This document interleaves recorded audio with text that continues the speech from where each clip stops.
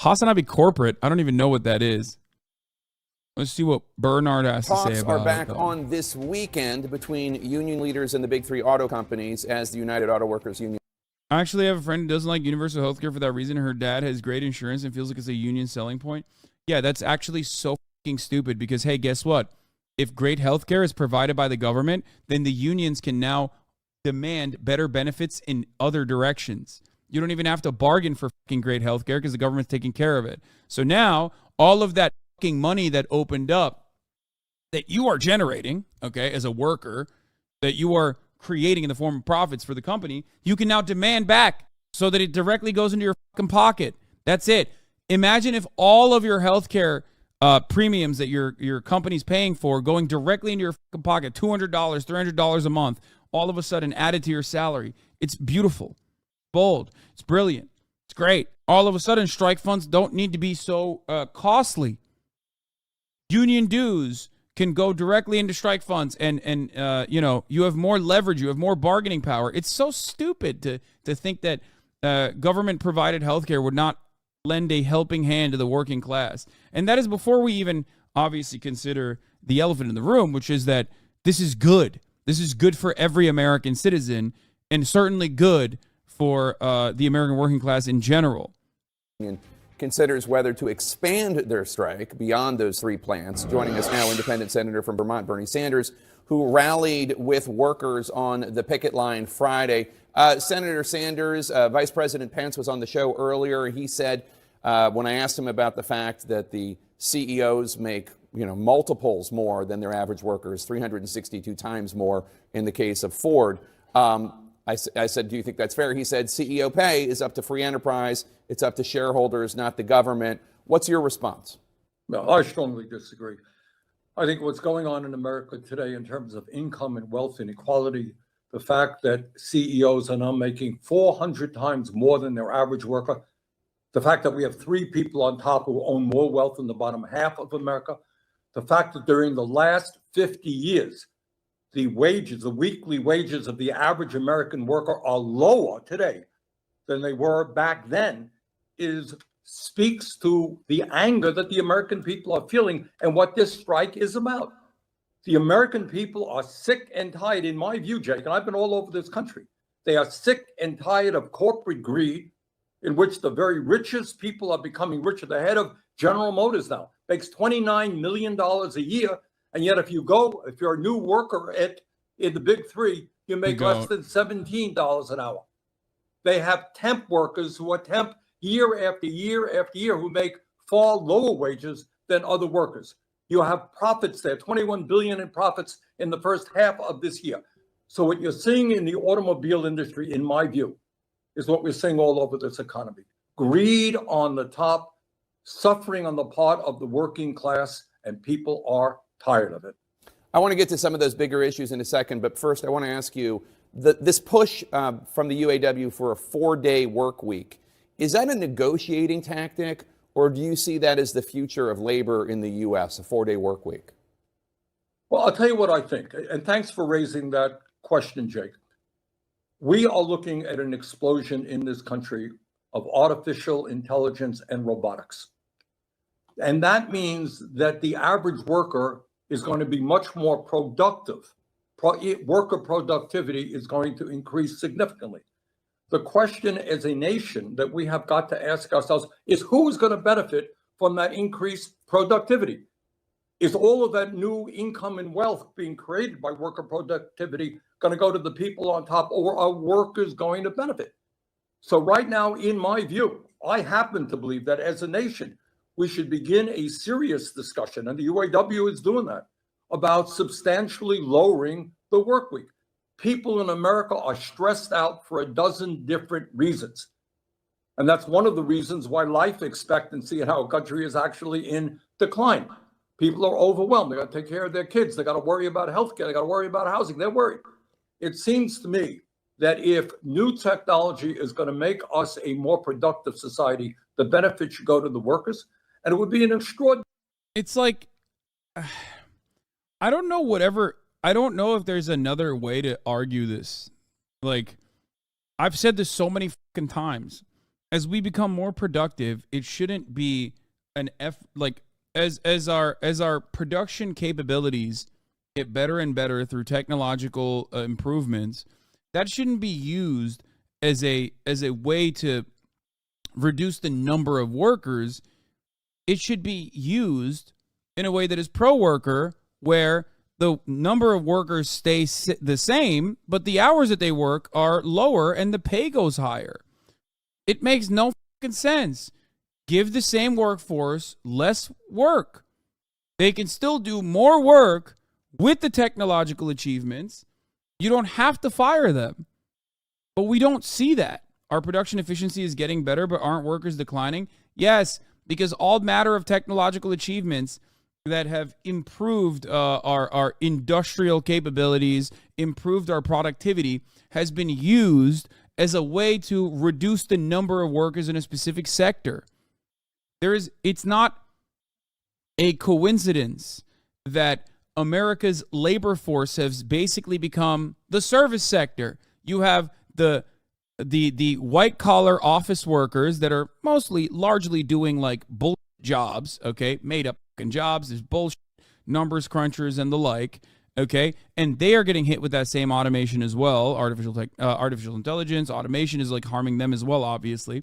But it's like our blue collar manufacturing industry has been shipped overseas because it's much cheaper, and the ones that remain here have been automated and reduced to a minuscule size, while the rest of the people that have been fired and their children are now working in the service sector.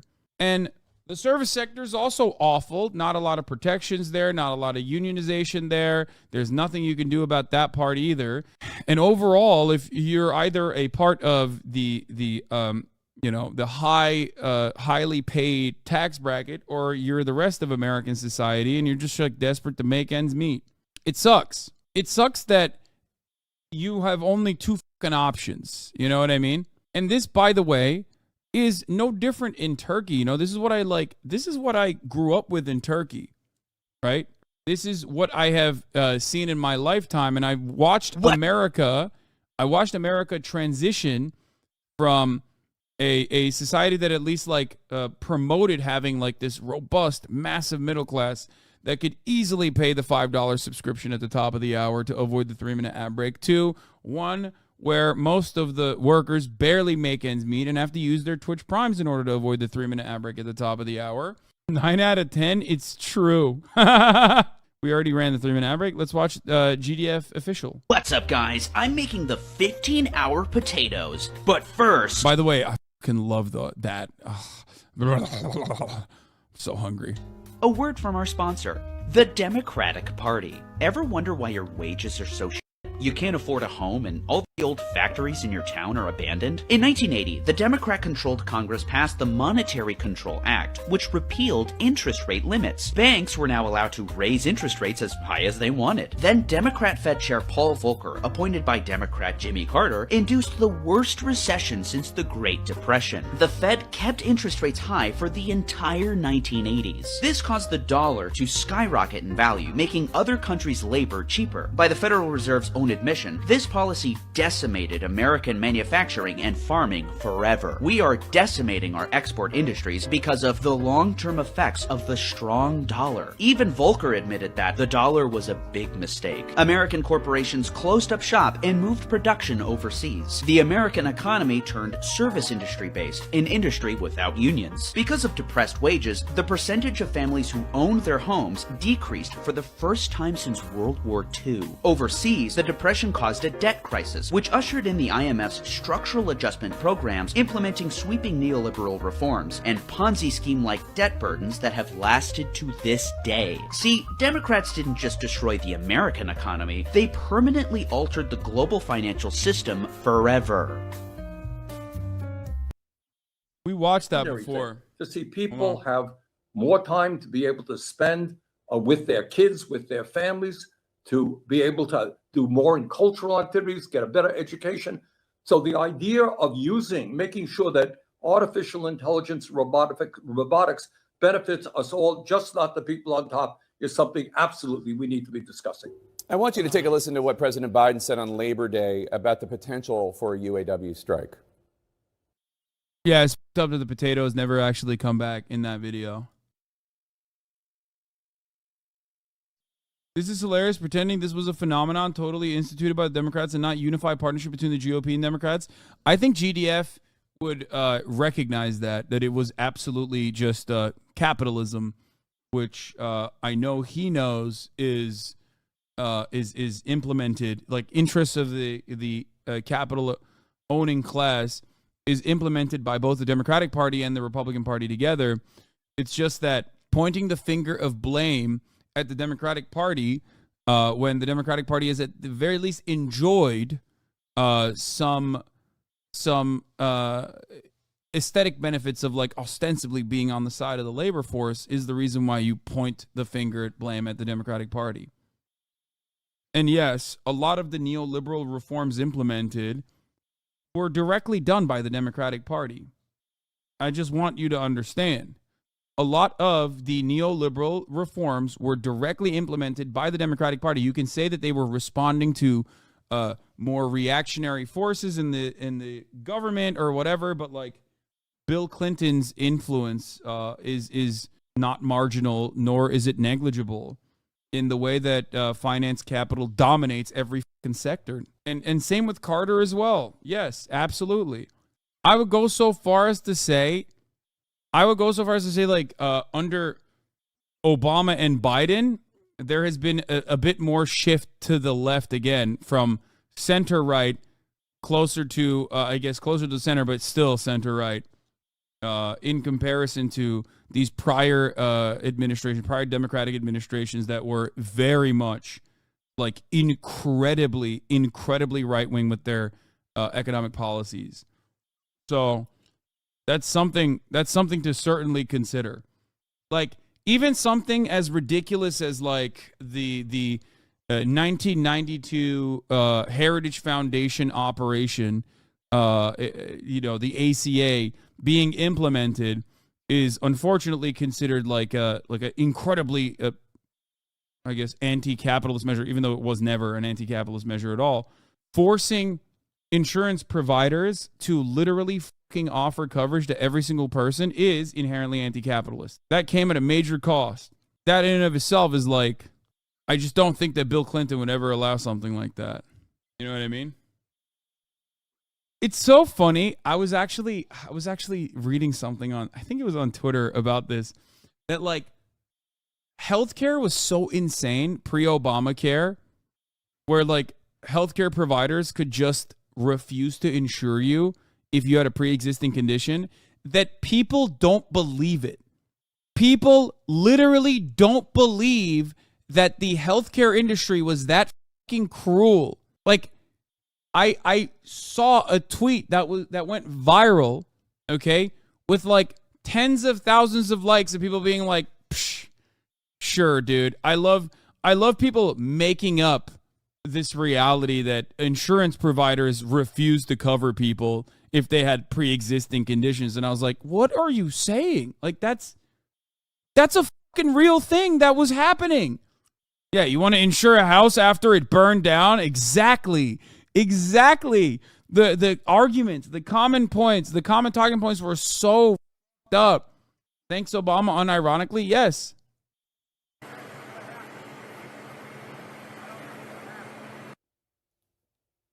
All right. Obviously, I didn't know the sound was going to be that bad. What he says is, I'm not going to worry about it until it happens. He seemed to downplay the idea there.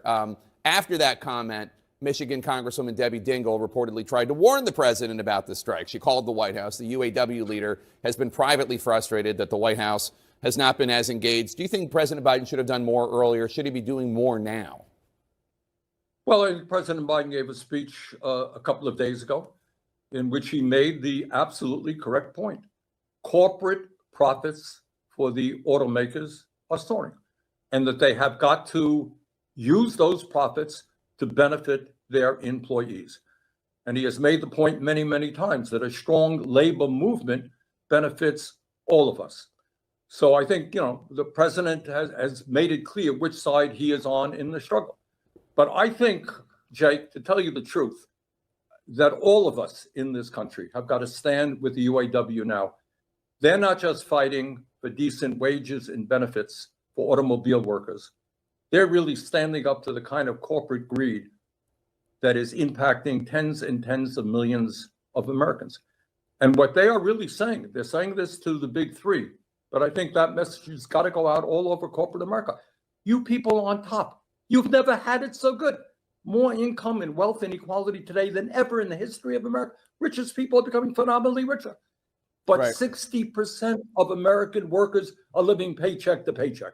So UAW is standing up against corporate greed, and I applaud them for what they're doing. So as I mentioned to Vice President Pence, in the 60s, during this time of the huge expansion of the middle class, CEOs made about 20 times more than the average worker. Now it's, as you note, 300 to 400 times more. It's clear that these companies are not going to solve the income inequality out of the goodness of their hearts. It's clear that shareholders aren't necessarily going to be demanding it. They want their stocks to go up. The problem's getting worse. The middle class is getting squeezed and it's shrinking.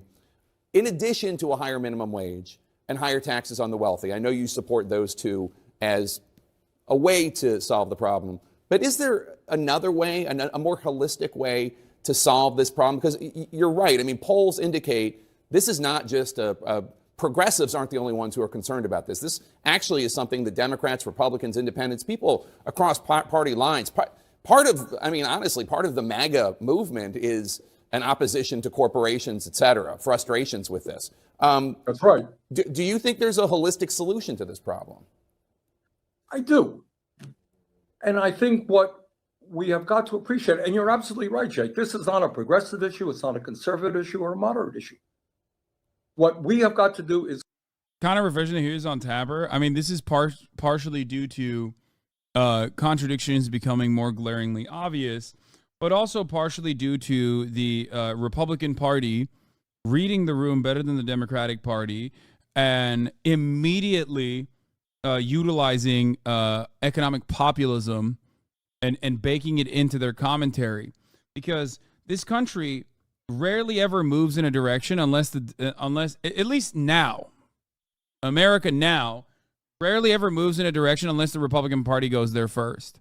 So that is part of the reason why there are, that's part of the reason why the rhetoric has changed a lot surrounding this issue. It is also always incredibly frustrating when these fucking idiots on the right will be like, you mean the communist Jeff Bezos? And it's like, I want to die when I hear that. Like, they hate big corporations, but do not understand why they hate big corporations. And they also simultaneously hate big government. It's just like the American mind is so broken. Is come together as a nation and tell the people on top, they just cannot have it all. What does that mean specifically? We are the only major country on earth, Jake, that doesn't guarantee health care to all people as a human right, despite spending almost twice as much as any other country. We pay the highest prices in the world for prescription drugs. Meanwhile, while people can't afford housing, while the price of food in the grocery stores are going up, what you are seeing is corporate profits are soaring. So we need to deal, by the way, with a corrupt political system, and as a result of Citizens United, people in Washington too often represent the rich and the powerful, not the middle class, not the working class. But we need to bring our people together around an agenda that says, you know what, healthcare is right. Let's not pay more for prescription drugs than people around the rest of the world. If our kids want to go to college, they should be able to, regardless of their income.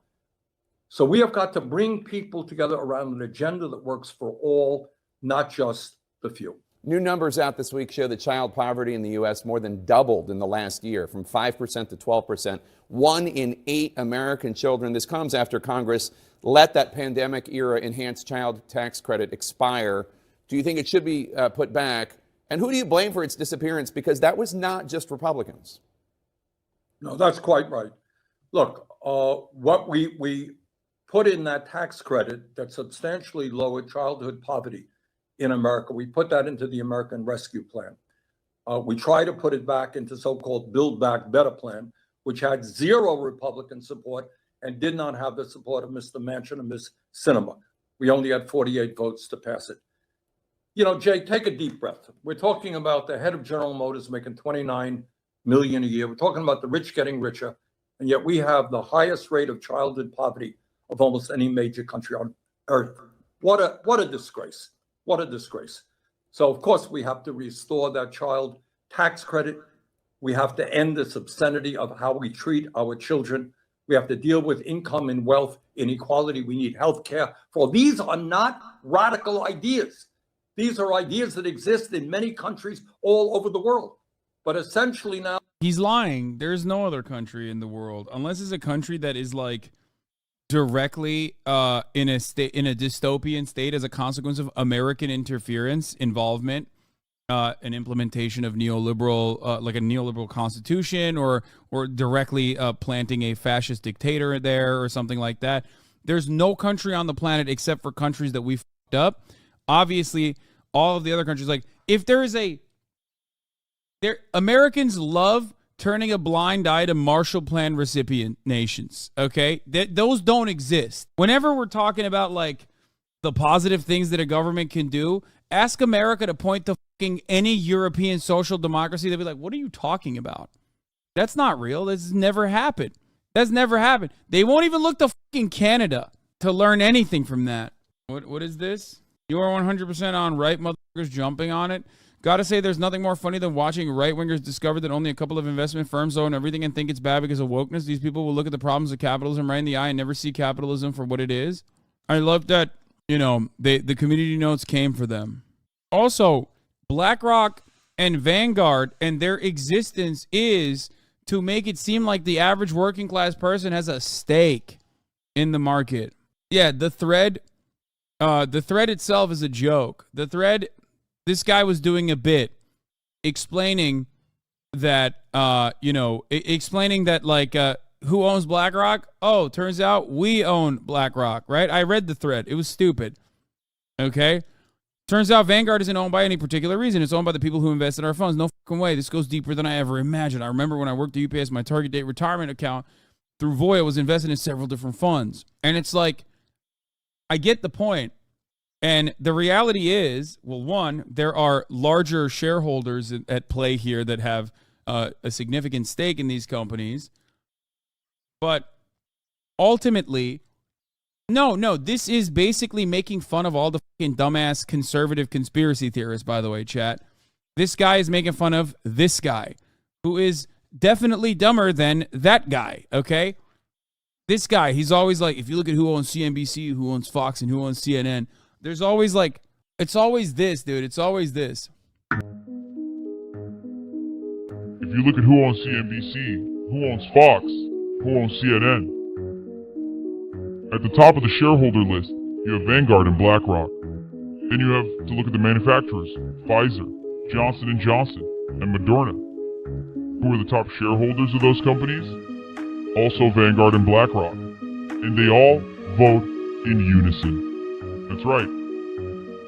They all vote collectively, they all vote in unison, and they all get together, and they vote to make us homosexual.